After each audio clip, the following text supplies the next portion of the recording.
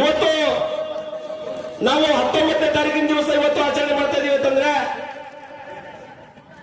ಇದರ ಅರ್ಥ ಡಾಕ್ಟರ್ ಬಾಬಾ ಸಾಹೇಬ್ ಅಂಬೇಡ್ಕರ್ ಅವರ ಜನ್ಮದಿನವನ್ನ ವರ್ಷದಲ್ಲಿರ್ತಕ್ಕಂಥ 365 ದಿನಗಳ ಕಾಲದಲ್ಲೂ ಕೂಡ ಒಂದು ಜಯಂತಿ ಆಚರಣೆ ಆಗ್ತಾ ಇದೆ ಅಂತಂದ್ರೆ ಡಾಕ್ಟರ್ ಬಾಬಾ ಸಾಹೇಬ್ ಅಂಬೇಡ್ಕರ್ ಅವರ ಜಯಂತಿ ಮಾತ್ರ ಅಂತಕ್ಕಂಥ ವಿಚಾರವನ್ನು ನಾನು ಹೇಳಿಕೆ ಬರ್ತಾ ಇದ್ದೇನೆ. ಯಾಕಂತಂದ್ರೆ ಡಾಕ್ಟರ್ ಬಾಬಾ ಸಾಹೇಬ್ ಅಂಬೇಡ್ಕರ್ ಅವರು ಹೇಳಿದ್ದಾರೆ, ನನ್ನನ್ನ ಮೂರ್ತಿಯಾಗಿ ಪೂಜಿಸಬೇಡ್ರಿ ಅಂತ ಹೇಳಿದ್ದಾರೆ ನಿಜ.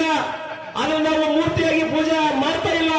ಅವರ ಬದಲಾಗಿ ಅವರ ಪ್ರತಿಭೆಯನ್ನು ಪೂಜಿಸ್ತಕ್ಕಂಥ, ಅವರ ಪ್ರತಿಭೆಯನ್ನು ಗೌರವಿಸ್ತಕ್ಕಂಥ ಕೆಲಸ ಈ ರೀತಿಯಾಗಿರ್ತಕ್ಕಂಥ ಜಯಂತ್ಯೋತ್ಸವಗಳ ಮೂಲಕ ನಾವು ಆಯ್ಕೆ ಮಾಡ್ತಾ ಇದ್ದೀವಿ ಅಂತಕ್ಕಂಥ ವಿಚಾರ ಹೇಳಲಿಕ್ಕೆ ಬಯಸ್ತಾ ಇದ್ದೇನೆ. ಹಾಗಾಗಿ ನಾನು ಇಲ್ಲಿ ಹೆಚ್ಚಿಗೆ ಏನು ಮಾತನಾಡಲಾದೇನೆ. ಬಂದಿರತಕ್ಕಂಥ ಅತಿಥಿ ಮಹೋದಯರಿಗೆ ನನ್ನ ವೇದಿಕೆಯನ್ನು ಬಿಟ್ಟುಕೊಡ್ತಕ್ಕಂಥ ವ್ಯವಸ್ಥೆಯಲ್ಲಿ ನಾನು ಅತ್ಯಂತ ಗೌರವದಿಂದ ನಾನು ಒಂದು ವಿಚಾರವನ್ನು ಹೇಳಲಿಕ್ಕೆ ಬಯಸ್ತಾ ಇದ್ದೇನೆ.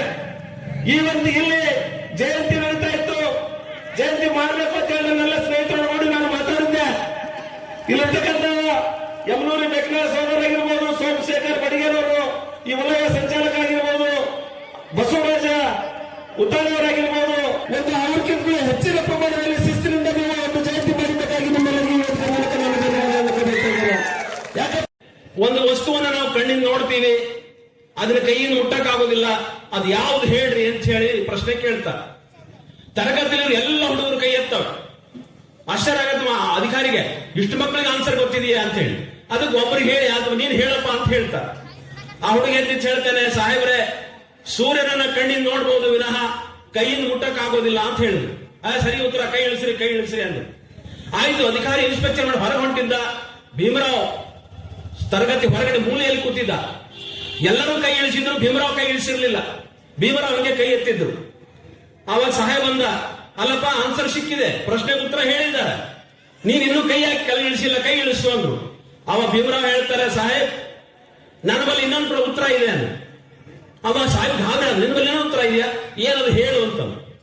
ಅವಾಗ ಭೀಮರಾವ್ ಹೇಳ್ತಾರೆ, ಹಿಂಗ್ ಕೈ ಎತ್ತ ಕೈ ಎಳಿತ ಕಿಟಕಿ ಹೊರಗಡೆ, ಶಾಲೆಯ ಕಿಟಕಿ ಹೊರಗಡೆ ಒಂದು ಮಣ್ಣಿನ ಮಡಿಕೆ ಇಟ್ಟಿರ್ತಾರೆ.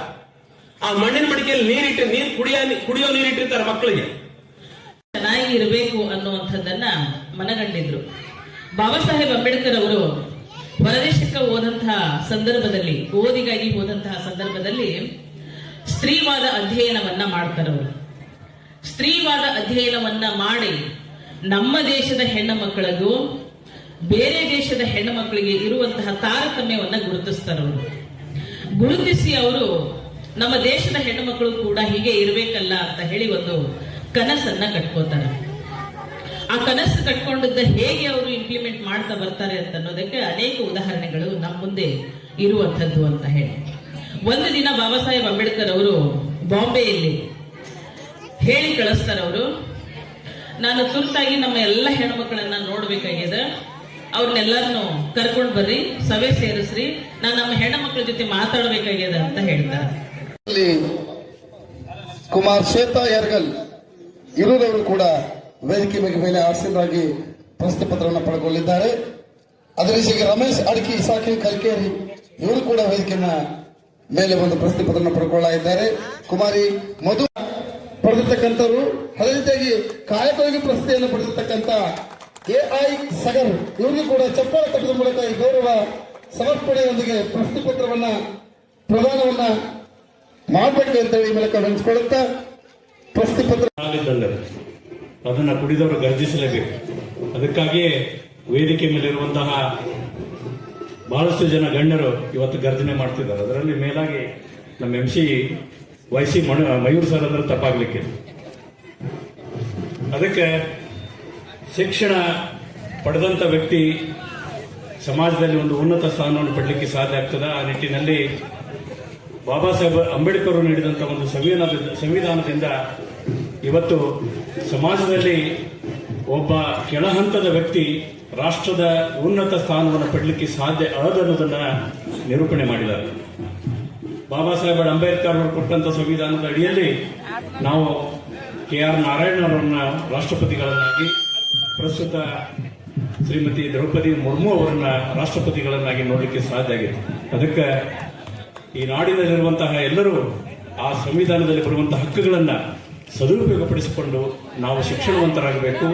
ಸಮಾಜದಲ್ಲಿ ಉನ್ನತ ಹುದ್ದೆಯನ್ನು ಪಡೆದು ಸಮಾಜದಲ್ಲಿರುವಂತಹ ದೀನ ದುರ್ಬಲರಿಗೆ ಒಂದು ಆಶಾ ಕಿರಣವಾಗಿ ನಾವು ಬದುಕಬೇಕನ್ನುವ ಒಂದು ಮಾತನ್ನು ಹೇಳಿ ಬಾಬಾ ಸಾಹೇಬ್ ಅಂಬೇಡ್ಕರ್ ಅವ್ರನ್ನ ತಿಳಿಯುವ ಮತ್ತು ತಿಳಿಸುವ ಕೆಲಸವನ್ನು ನಾವೆಲ್ಲರೂ ಕೂಡ ಮಾಡೋಣ. ಮತ್ತೆ ಇನ್ನೊಂದೇನಪ್ಪ ಅಂದ್ರೆ ನಾವು ವಿಜಯಪುರದಲ್ಲಿ 4 ದಿನಗಳ ಕಾಲ ಅಂಬೇಡ್ಕರ್ ಹಬ್ಬ ಅಂತಕ್ಕಂಥ ವಿನೂತನ ಪ್ರಯೋಗವನ್ನು ಕೂಡ ನಾವು ಮಾಡಿದ್ವಿ. ಮಾನ್ಯ ಕೃಷ್ಣ ಬೈರೇಗೌಡ ಆಗಿರ್ಬೋದು, BR ಪಾಟೀಲ್ ಆಗಿರ್ಬೋದು, MB ಪಾಟೀಲ್ರು ಕೂಡ ಕಾರ್ಯಕ್ರಮಕ್ಕೆ ಬಂದು ಬಹಳ ಖುಷಿ ಪಟ್ಟರು. ಅದು ಏನಪ್ಪಾ ಅಂದ್ರೆ ಎಲ್ಲರನ್ನು ಒಳಗೊಂಡು ಬಾಬಾ ಸಾಹೇಬ್ ಅಂಬೇಡ್ಕರ್ ಅವರ ಜಯಂತಿಯನ್ನು ಆಚರಣೆ ಮಾಡುವುದು ಹೇಗೆ ಅಂತಕ್ಕಂಥದ್ದನ್ನು ಕೂಡ ನಾವು ಕಲಿಬೇಕಾಗ್ತದೆ. ಆ ಪ್ರಯತ್ನವನ್ನು ಮುಂದಿನ ದಿನಮಾನದಲ್ಲಿ ನಾವೆಲ್ಲರೂ ಕೂಡ ಮಾಡೋಣ ಅಂತಕ್ಕಂಥ ಮಾತನ್ನು ಹೇಳಿ ಎಲ್ಲರಿಗೂ ಕೂಡ ವಂದಿಸಿ ಜೈ ಭೀಮ್, ಜೈ ಪ್ರಬುದ್ಧ ಭಾರತ್.